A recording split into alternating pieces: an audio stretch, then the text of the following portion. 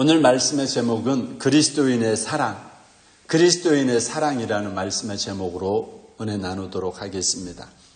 어제 새벽 예수님은 원수에 대한 사랑을 가르치셨습니다. 그리고 오늘 새벽 거기서 한 걸음 더 나아가서 저주하는 자를 축복하고 모욕하는 자를 위해서 기도하라고 가르칩니다.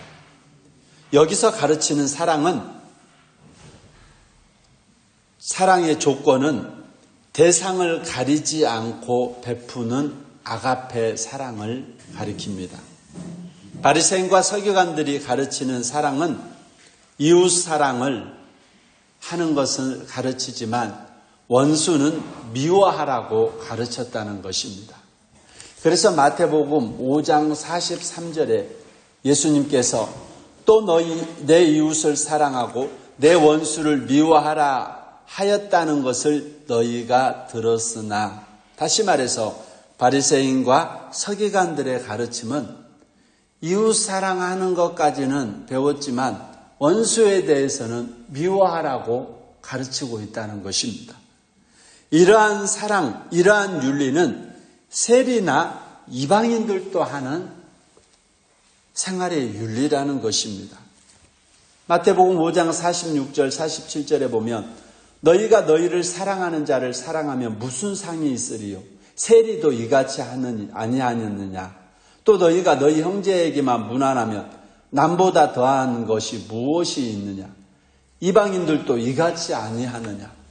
세리도 이방인들도 니들이 가르치는 것 같이 똑같이 한다. 그러면 도대체 너희들이 사랑하는 생활의 윤리는 그게 무슨 가르침이냐? 예수님은 그리스도인의 사랑은 너희들이 배운 바리새인과 서기관들이 가르치는 그러한 단계를 뛰어넘어야 된다는 것입니다. 자, 그렇다면 오늘 새벽 그리스도인의 사랑은 어떤 사랑이냐?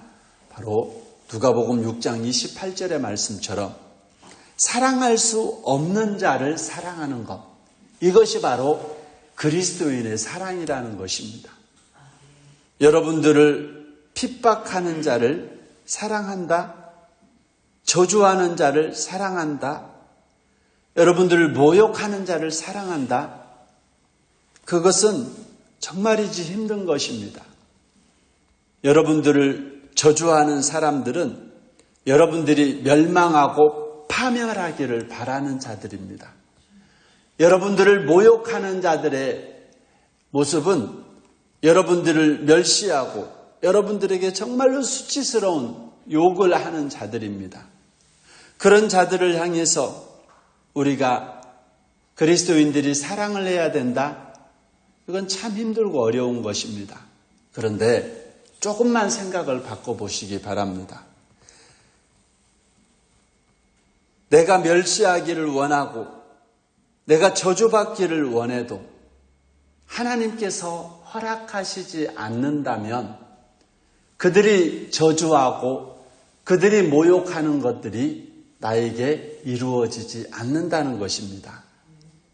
할렐루야.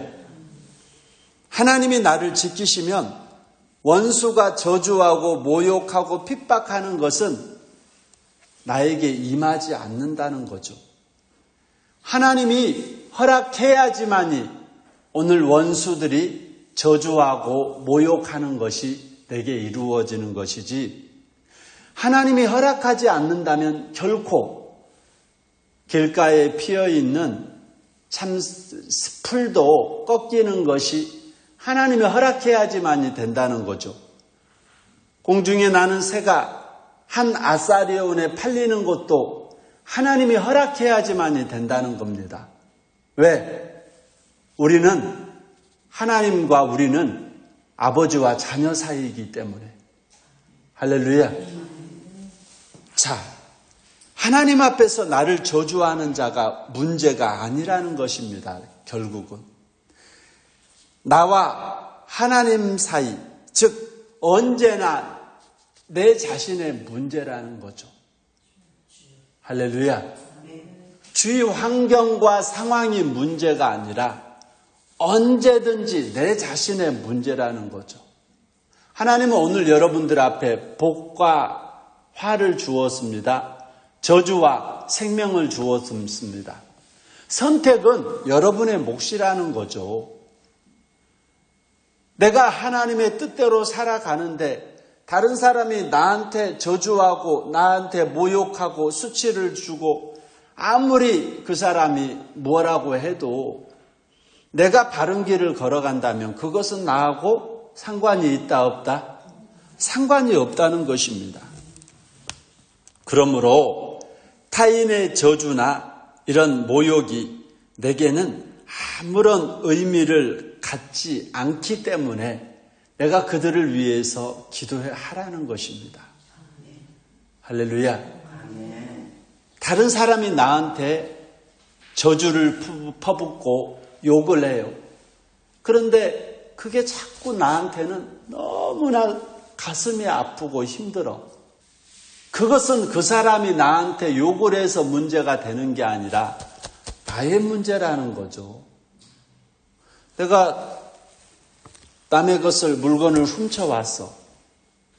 그런데 저 사람이 계속 나를 따라다니면서 도둑놈아 도둑놈아. 그러면 견딜 수가 없어 내가. 누구의 문제예요? 욕을 하는 저 사람의 문제가 아니라 도둑질한 나의 문제라는 것입니다. 그런데 나는 도둑질하지 않았어. 정직해. 나는 정말로 바른 길을 걸어가는 사람이야. 그런데 이 사람이 계속 따라다니면서 나를 도둑놈이라고 도둑질했다고 욕을 해. 그럼 내가 그를 위해서 활짝 웃으면서 나는 그런 적 없는데 그러면서 상관이 없어. 저 사람이 나한테 욕을 해도. 그들을 미워해야 될 근거가 없다는 것입니다. 그리스도인들을 향해서 저주하고 그리스도인들을 향해서 모욕하는 자들을 미워해야 될 근거가 없다는 거죠. 왜? 우리가 믿는 하나님이 내 편이시기 때문에. 오히려 나를 격려하는 힘이 된다는 거죠. 그 사람들이 저주하고 그 사람들이 나한테 모욕하는 것들이 오히려 나는 저렇게 살아가면 안 되는구나. 그렇구나 하면서 그들이 손가락질하고 그들이 말하는 것들이 우리에게 힘이 되고 격려가 되고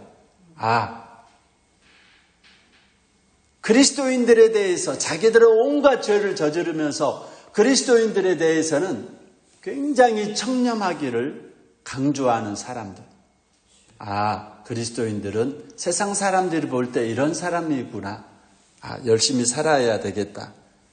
그렇기 때문에 우리를 향해서 저주하고 모욕하는 자들을 축복하고 그들을 위해서 기도할 수가 있다는 것입니다.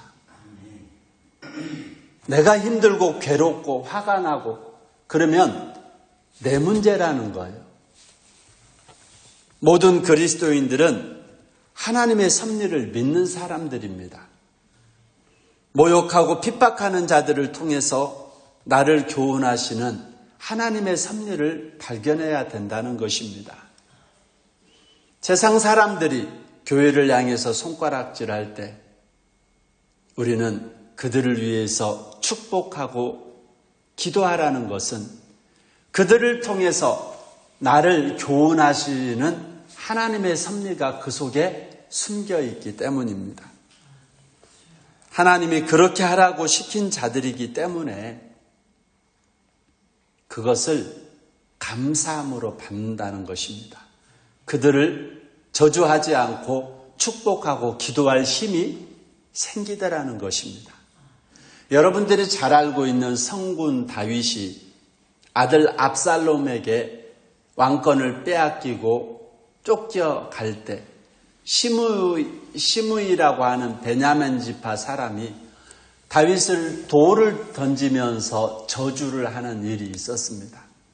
그러자 다윗의 신복들이 왕이시여 말씀 한마디만 하십시오.